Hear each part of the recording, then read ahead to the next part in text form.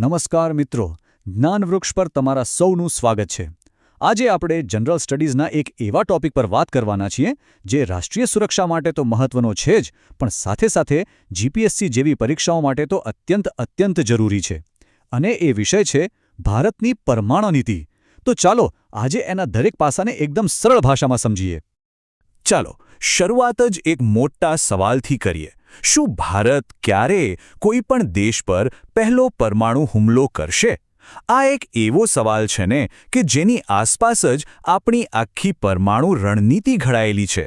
અને આનો જવાબ શોધવા માટે આપણે આપણી પોલિસીના છેક મૂળ સુધી જવું પડશે.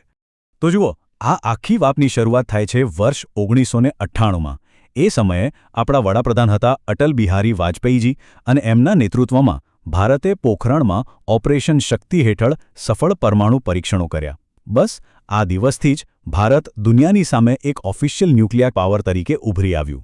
પણ આ નવી તાકાત સાથે એક બહુ મોટી જવાબદારી પણ આવી કે દુનિયાને એ જણાવવું કે ભાઈ અમે આ તાકાતનો ઉપયોગ ક્યારે અને કેવી રીતે કરીશું.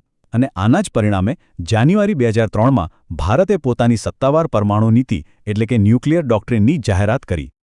તો સવાલ એ છે કે ભારતની આ પરમાણુ રણનીતિના પાયામાં શું છે, એ કયા મૂળભૂત સિદ્ધાંતો પર ટકેલી છે? ચાલો હવે એને જરા ડિટેલમાં સમજીએ. જો આપણી જે ન્યુક્લિયર પોલિસી છે ને, એ મુખ્યત્વે આ 6 મજબૂત પાયા પર ઊભી છે. આ ખાલી નિયમો નથી, પણ દુનિયાને એક સ્પષ્ટ સંદેશ છે કે ભારત એક જવાબદાર અને આત્મવિશ્વાસુ પરમાણુ શક્તિ ધરાવતો દેશ છે. ચાલો હવે એક પછી એક આ બધાને બરાબર સમજીએ.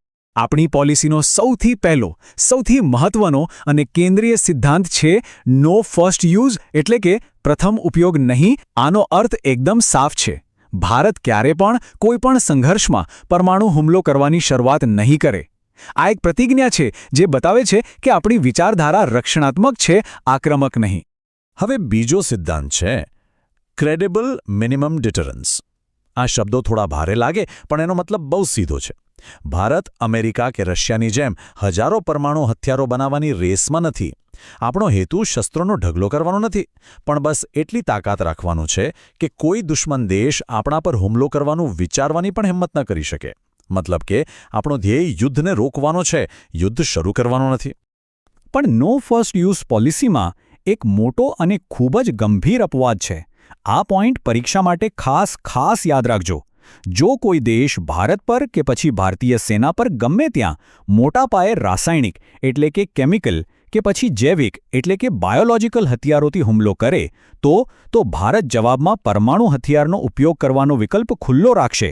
આ એકમાત્ર અપવાદ છે. ઠીક છે, પોલિસી તો સમજી લીધી, પણ એક સવાલ મનમાં ચોક્કસ આવતો હશે કે આટલો મોટો નિર્ણય લેવાની સત્તા આખરે છે કોની પાસે? શું સેનાના જનરલ આ નિર્ણય લઈ શકે? તો જવાબ છે ના, બિલકુલ નહીં.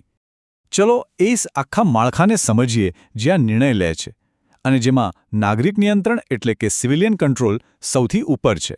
તો જુઓ, ભારતમાં પરમાણુ હથિયારોના કંટ્રોલ માટે એક ઓથોરિટી છે જેનું નામ છે ન્યુક્લિયર કમાન્ડ ઓથોરિટી એટલે કે NCA. એના 2 ભાગ છે. પહેલી છે પોલિટિકલ કાઉન્સિલ, જેના અધ્યક્ષ હોય છે દેશના વડાપ્રધાન. અને યાદ રાખજો, પરમાણુ હુમલાનો અંતિમ આદેશ આપવાનું બટન ફક્ત અને ફક્ત એમની પાસે જ છે.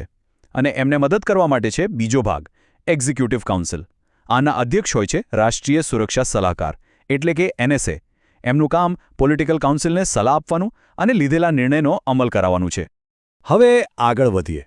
માની લો કે હુમલાનો આદેશ અપાઈ ગયો, તો આ હથિયારોને દુશ્મન સુધી પહોંચાડીશું કેવી રીતે?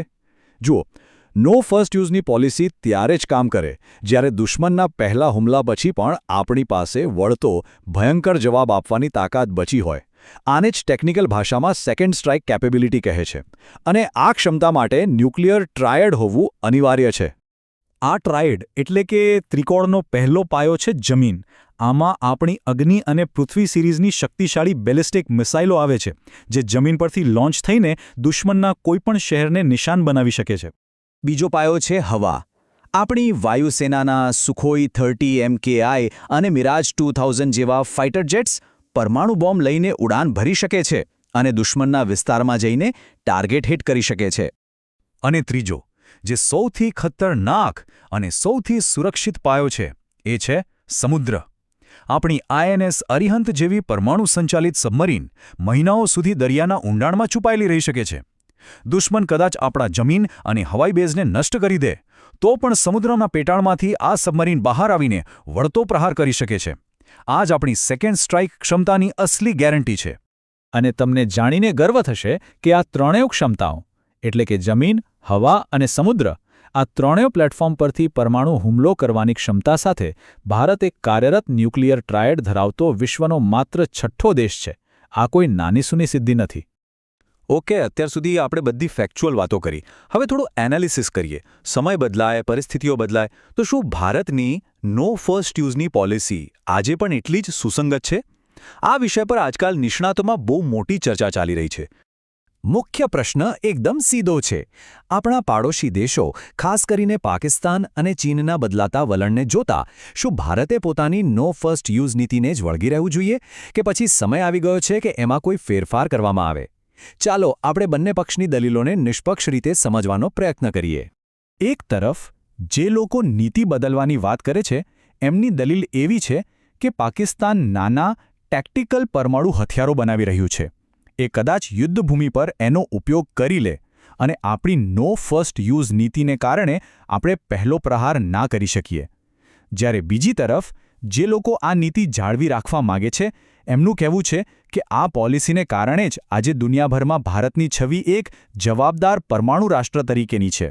જો આપણે આ નીતિ છોડી દઈએ તો દક્ષિણ એશિયામાં શસ્ત્રોની એક ખતરનાક હરીફાઈ શરૂ થઈ શકે છે. ચાલો તો હવે પરીક્ષા પહેલાં ફટાફટ આખા ટોપિકનું એક ક્વિક રિવિઝન કરી લઈએ. અહીંથી પરીક્ષામાં સીધા સવાલો બની શકે છે, એટલે એકદમ ધ્યાનથી સાંભળજો. તો ચાલો મુખ્ય મુદ્દાઓ ફરીથી યાદ કરી લઈએ. પોલિટિકલ કાઉન્સિલના અધ્યક્ષ કોણ? યાદ રાખો, વડાપ્રધાન. એક્ઝિક્યુટિવ કાઉન્સિલના અધ્યક્ષ?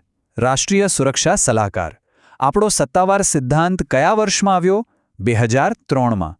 અને નો ફર્સ્ટ યુઝનો એકમાત્ર અપવાદ કયો? રાસાયણિક કે જૈવિક હુમલો? બસ આ 4 મુદ્દા પરીક્ષા માટે ગોખી જ લેજો. અને અંતે બસ આ એક વાક્ય યાદ રાખો જે આપણી આખી પરમાણુ નીતિનો સારાંશ છે. આ હથિયારો યુદ્ધ લડવા માટે નથી, પણ એટલા માટે છે કે યુદ્ધ થાય જ નહીં.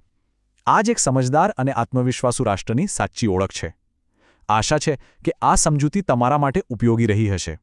જો કોઈ પ્રશ્ન હોય તો નીચે કોમેન્ટમાં જરૂર જણાવજો. વિડિયો ગમ્યો હોય તો લાઇક અને શેર કરવાનું ભૂલતા નહીં અને જ્ઞાનવૃક્ષ ચેનલને સબસ્ક્રાઇબ કરી લેજો. મળીશું જલ્દી જ એક નવા વિષય સાથે. જય હિન્દ.